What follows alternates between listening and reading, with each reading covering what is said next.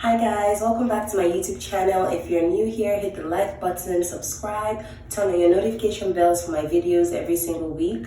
My name is Tomi O and I'm back again with another topic, which is things to consider before traveling. First of all, you need to consider your budget. So how much money are you willing to spend on your travel experience? How much are you going to spend on the tickets? Are you going to fly private? Are you going to fly first class? Are you going to fly business class, or economy? Everything matters, right? So you have to think of your budget, and then what's your accommodation going to be like? So accommodation will be $0 for you if you're staying with friends or family or your maybe boyfriend or spouse. And then if you're going to be in a hotel, you want to decide like what kind of hotel. Some people even want to be in a resort hotel so that they are pretty much having their holiday in the hotel that they visit, like Disney, right? That's like the happiest place in the world. So you could do like a week in Disney and then be in the Disney resort itself, and then you could be in hotels outside of town, or where you want to stay is also very important. And the other thing to consider is your location. So where are you going to be visiting? Which country or which province or which state? Let's see, what else can I think of for the country? So the visa requirements, is it going to be a visa upon entry or a visa application you had to have done like 6 weeks ago or 6 months ago sometimes, because some countries are really strict on who they allow enter into their territories. So you need to think about that. And then the religion. So religion sometimes impacts because it determines what you could eat or get at a restaurant, or if you like alcohol, you might not have that in some like Muslim countries, or some countries we just don't allow it. And then also the diet as well. So if you're a bacon fan, you can't find bacon in like the UAE. It's like pretty much impossible. So there's things like that that you have to think about, because ultimately planning impacts your travel experience greatly. Then also political stability. No one wants to travel if there's a war. I mean, you're usually traveling because you need rest, you need peace, and it's better for you to go to a place which has stability, so that your holiday goes just as planned. Nothing out of the ordinary, just a nice holiday for you.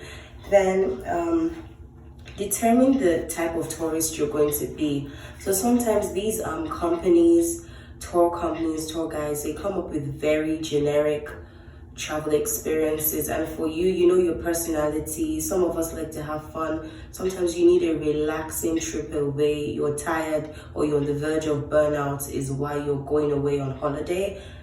So you going on a planned group tour guide thing is not going to work for you, because with tour guides you have to go with their itinerary. You have to be on track with them, and sometimes you want to lie in on a Thursday morning. You don't want to be going out and about by 9 a.m.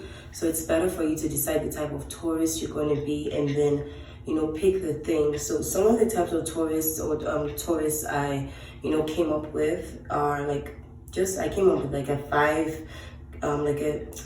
came up with about 5 of them. So it's like the nature lovers. So some people go to new places just to see how their parks are like, how the lakes are like, their mountains, things like that. They're looking to have fun by connecting with the earth. And so you could go on hikes for that. So check out the local parks and conservatories, and you could experience that. Then some people like history and art, so they're going to a new place because they want to go for the concerts, going to see Broadway, going to see, if you're in Nigeria, going to see like Terra Culture. If you're in BC, you want to go to I think it's the Queen Elizabeth Theatre. If you're in my city, you want to go to the Nanaimo Port Theatre.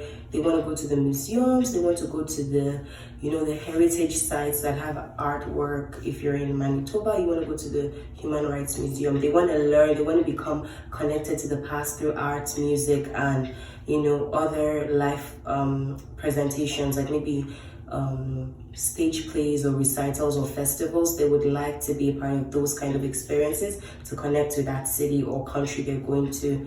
Other people like to do it through food. So some people go on like food tasting experiences. You could get that by, going to all the restaurants or going to like maybe if there's a food carnival. Then other places that are really known for food, like if you wanted to go on a real good food tasting kind of experience, it will be to France for like wine and chocolate, and then it will be to like you know, Italy for pasta, pizza, all the yummy stuff, right? Then water. So some people like water adventures. They want to ski, jet ski, go to lakes. They want to what's it called?